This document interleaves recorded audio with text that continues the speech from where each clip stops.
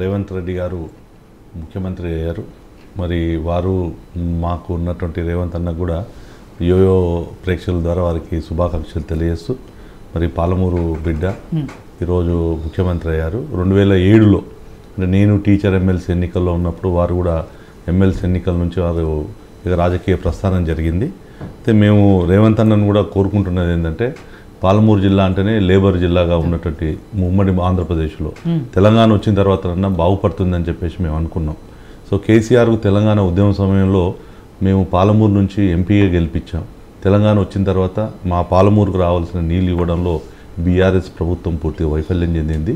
కనీసం మరి రేవంత్ అన్న యొక్క నేతృత్వంలో పాలమూరు బిడ్డగా ఈ పాలమూరు కూలీలను లేబర్ను ఈ ప్రజలందరినీ కూడా మరి అభివృద్ధిలో చేయాలని ఆకాంక్షిస్తూ మరి వారితో పాటు ఈ యొక్క రాష్ట్రంలో ఎన్నికైనటువంటి మా భారతీయ జనతా పార్టీ ఎమ్మెల్యేలు మిగతా మంత్రులకు అందరూ కూడా యోయో టీవీ ద్వారా వాళ్ళ శుభాకాంక్షలు తెలియజేస్తూ ఏదైతే తెలంగాణ ప్రజలు ఏ ఆకాంక్షతోటి మరి ప్రభుత్వాన్ని మార్చి, ఎందుకంటే బీఆర్ఎస్ పార్టీ చెప్పినటువంటి తెలంగాణ ఉద్యమంలో చెప్పినటువంటి హామీలు నెరవేర్చడంలో పూర్తిగా వైఫల్యం చెందింది.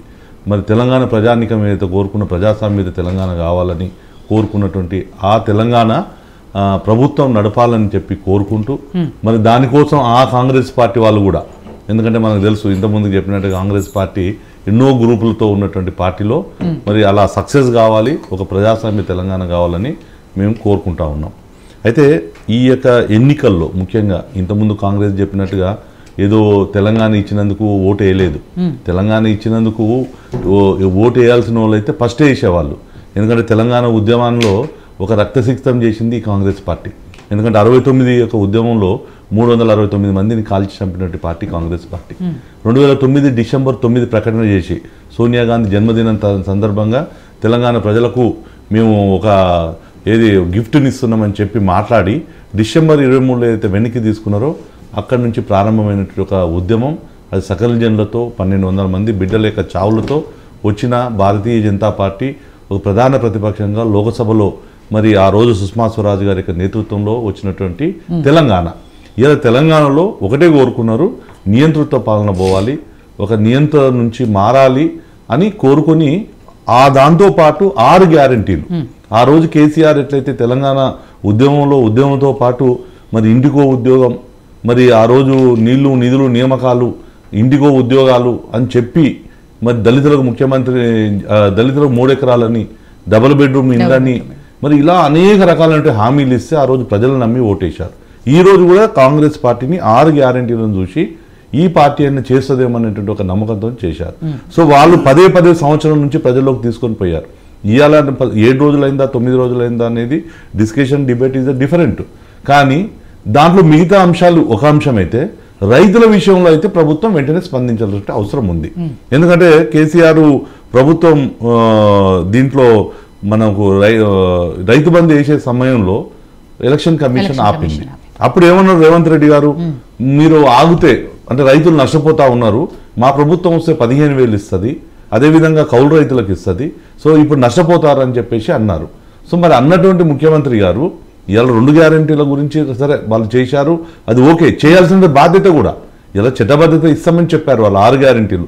అవే కాకుండా డిక్లరేషన్లు ఉన్నాయి, అట్లా అనేక రకాలైన హామీలు ఉన్నాయి, వాటి గురించి చేయాలి. సరే అవంతా కూడా ఒక క్రమంలో వస్తుంది, ఈ రోజే ఓవర్ నైట్లో అయ్యేటి కాదు. కానీ రైతులకు సంబంధించిన అంశంలో ఏదైతే ఉందో రేవంత్ రెడ్డి గారు ముఖ్యమంత్రి గారు ఏదైతే మాట్లాడారో గత ప్రభుత్వం విధానాల ప్రకారంగానే నేను పోతాను అన్నారు కదా, అది కరెక్ట్ కాదు. ఇలా రైతులకు నష్టం జరుగుతుంది కదా, నువ్వు 15,000 ఇస్తున్నావు కాబట్టి ఆ 15,000 ఇవ్వాల్సిన అవసరం ఉంది.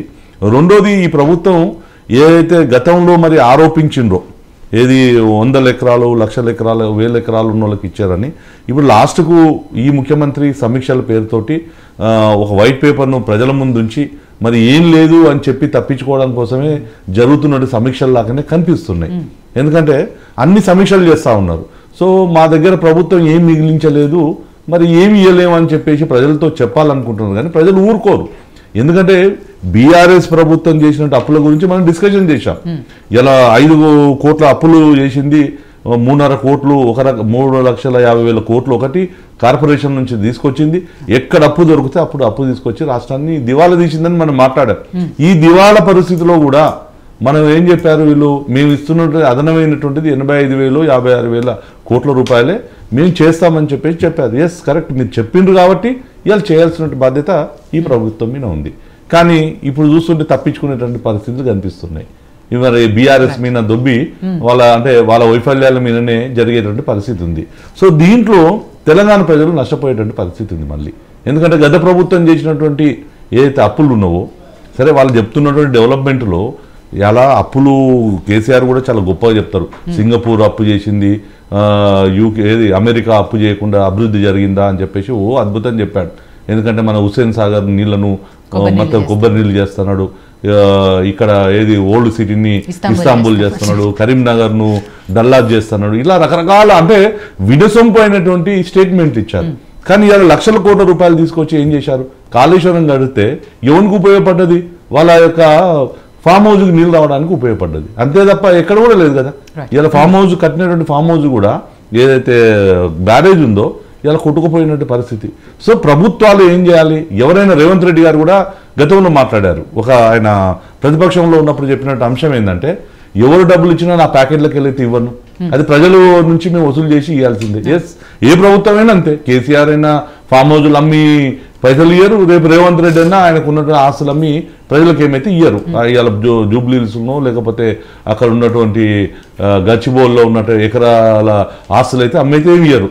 కానీ ప్రభుత్వం యొక్క సొమ్మును బాధ్యతాయుతంగా ఖర్చు పెట్టాల్సింది ప్రభుత్వం యొక్క బాధ్యత. ఇలా కేసీఆర్ ఆ బాధ్యత చేయని కారణంగానే ఇలా అప్పుల్లోకి వచ్చింది. అయితే దాన్ని ఇంకా అదే చూపించుకుంటూ కాంగ్రెస్ పార్టీ పోతే ప్రజలు వదిలిపెట్టరు. ఇలా కాంగ్రెస్ పార్టీ అదే చూపించాలనే ఒక లక్ష్యంతో కనిపిస్తూ ఉంది. ఎందుకంటే వారు చూస్తున్నాం కష్టపడుతున్న మంచిదే. ఒక యంగ్స్టర్ ఇలా ప్రజలు కోరుకున్నది అదే కదా. దేశంలో ఏ ముఖ్యమంత్రి అయినా ఫామ్ హౌజ్కు ప్రగతి భవన్కు పరిమితమైంది కేసీఆర్ గారే. సరే, అది కాంగ్రెస్లో కమ్యూనిస్టులో ఇంకో వేరే ప్రభుత్వాలు ఉన్నా, బీజేపీలో ముఖ్యమంత్రులు ఉన్నా ప్రజల మధ్యలో ఉన్నారు. ఇలా ప్రజలు అది కోరుకుంటున్నారు. సో రేవంత్ రెడ్డి గారు ఏది చేస్తున్నారో ఇది మంచిదే. సేమ్ టైం మరి రైతుల విషయంలో మాట్లాడాలి, రైతులకు అండగా నిలబడాలి. ఇలా 7,500 రూపాయలు రైతులకు సంబంధించి అయితే వేయాల్సిన బాధ్యత ప్రభుత్వం మీద ఉంది. మళ్ళీ అదే 5,000 ఇచ్చి మళ్ళీ నెక్స్ట్ 6 నెలల తర్వాత ఇస్తామని చెప్పేసి ఏదైతే అనుకోవాలనుకుంటున్నాడో అది కరెక్ట్ కాదు. ఈయన విధానాలు చూస్తుంటే లాస్ట్కి ఏంటంటే ఏ 2 ఎకరాలకో 3 ఎకరాలకో పరిమితం చేసి ఈ యొక్క రైతు బంధువును క్లోజ్ చేయాలన్నటువంటి పరిస్థితి. ఎందుకు అంటే బీఆర్ఎస్ ప్రభుత్వం కూడా మనం చూసామమ్మా, 10 ఏళ్ళలో ఒకరికి డబుల్ బెడ్రూమ్ ఇంటి ఇవ్వలే, 10 ఏళ్ళలో ఉద్యోగాలు ఇవ్వలే. అసలు తెలంగాణ పోరాటమే అది కదా. ఇలా వీళ్ళు కూడా చెప్పినటువంటి హామీలు క్రమంగా అంటే మబ్బులు ఏదైతే ఉందో అవన్నీ క్రమంగా తొలగిపోయేటువంటి పరిస్థితి ఉంటుంది. మేము ఒకటే కోరుతా ఉన్నాం, ఏదైతే కనీసం ప్రభుత్వం చేయాల్సింది రైతుల విషయంలో అదైతే మాట నిలబెట్టుకోవాల్సిన అవసరం ఉంది. ముఖ్యంగా నిరుద్యోగుల విషయంలో మరి మెగా డిఎస్సిఎస్ అని చెప్పారు. విద్యారంగం అంతా కూడా బీఆర్ఎస్ ప్రభుత్వంలో పూర్తిగా పుట్టుబట్టిపోయిన పరిస్థితి ఉంది. ఇలా వాటి యొక్క టీచర్ పోస్టులను వేయాల్సిన బాధ్యత ఈ ప్రభుత్వం మీద ఉంది. అదేవిధంగా మిగతా విషయాలు సరే, వారు అన్నట్టుగా ఇవాళనే 7 రోజులనే మొత్తం అవుతాం అనేది మనం విమర్శిస్తలేం. అలా జరగాలనేం కాదు, వాళ్ళు సక్సెస్ కావాలి, వాళ్ళు ఇచ్చిన హామీలు నెరవేరాలి. మరి వాళ్ళు చెప్పినటువంటి అవినీతిని, బీఆర్ఎస్లో ఉన్నటువంటి అవినీతిని బయటికి తీసి అవి ప్రజల ముందు ఉంచాలి. వీళ్ళు కూడా ఒక నిజాతి పరిపాలన చేయాలి. ఎందుకంటే మనం చూసాం 2004 నుంచి 14 వరకు ఈ యొక్క కాంగ్రెస్ ప్రభుత్వం దేశంలో ఉంటే మనం చూసినటువంటి స్టేట్మెంట్లు చూసాం. ప్రతినిత్యం కుంభకోణాలతోటి ఉన్నటువంటి పరిస్థితి, అంటే భూములలో, అంటే ఆకాశంలో, నీళ్ళల్లో ఇక ఎక్కడ అందు లేదన్నట్టుగా మరి అవినీతిమైనటువంటి పరిపాలన కొనసాగించేటువంటిది పార్టీ కాంగ్రెస్ పార్టీ. ఇవాళ 350 కోట్లు ఒక ఇంట్లో ఒక ఎంపీ రాహుల్ గాంధీకి అత్యంతమైనటువంటి సన్నిహితుడు ఇంట్లో ఇలా ఇన్ని 100 కోట్ల రూపాయలు రావడం అంటే మరి రేపు ఇక్కడ కర్ణాటకలో నుంచి ఇక్కడ తీసుకొచ్చి పైసలు పెట్టారని చెప్పారు. ఇలా మరి ఏమి ఒప్పందాలు ఉండవో ఇలా తెలంగాణ సమాజం అంతా డిస్కషన్ చేస్తూ ఉంది. అందుకోసం ఆయన ఏ ఒప్పందంతో రేవంత్ రెడ్డి గారు సీఎం అయ్యారో కనీసం ఆయన పని చేయనిచ్చి, వారు నిజంగా కూడా ఒక యంగ్స్టర్గా ఉన్నారు కాబట్టి వాళ్ళు కూడా సహకరించి మరి పని చేయించి మరి ముందుకు పోవాలని చెప్పేసి మేము కోరుతున్నాం. అవినీతి లేకుండా ఒక మంచి సుపరిపాలనతో ఒక ప్రజాస్వామ్య తెలంగాణను ఆయన నుంచి రావాలని మేము